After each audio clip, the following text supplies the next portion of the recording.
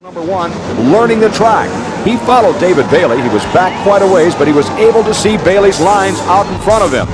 So Johnson says the learning is over. Moto number 2 is going to be different. He felt that if he could get a hole shot, he would try to put as much distance between himself and the rest of the field as possible. If David Bailey got out in front of him and he was close enough to catch him, which is the case, then it's Johnson's intention to doing that. Your leader, David Bailey, and winner of Moto number 1, came into the Axton race, round number 2 of the 500cc series, 1 point behind Rick Johnson by 2 points. If all goes according to Rick Johnson's plan, in the late stages of the race, he'll pass David Bailey and go on and take the Moto win.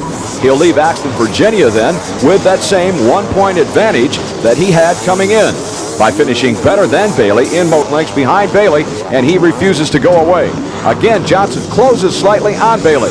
That gap now cut to 5 bike lengths. But Bailey knows exactly where Johnson is. He can hear the engine behind him. Bailey is concentrating on getting around the racetrack as quickly as he can without making a mistake. It's up to Johnson to make the move. Bailey knows that, and Johnson knows that.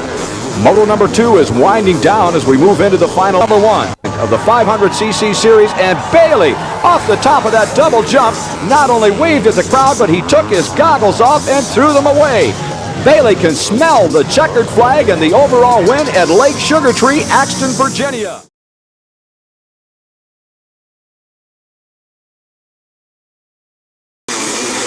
So it's Bailey, Holly, Johnson, and each rider knowing what he needs racing. There's nothing like a hole shot, get out and go. You're in the back of the pack.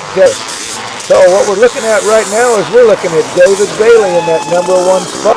Bailey riding with that smooth and flawless style. Rick Johnson a little bit more on the edge, but you know what? The one thing is for sure, and we're seeing it here in the second moto, and that's going to put David 7 points up going into the final round in Washougal, Washington, to about a 7-second lead at this point. So it looks we have Billy Lyles.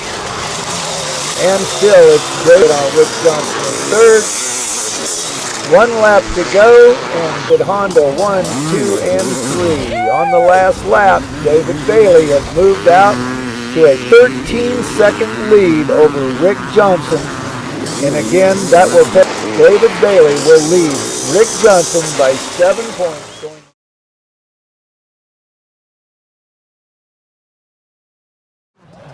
Sensational action from David Bailey, putting on a real show for the crowd.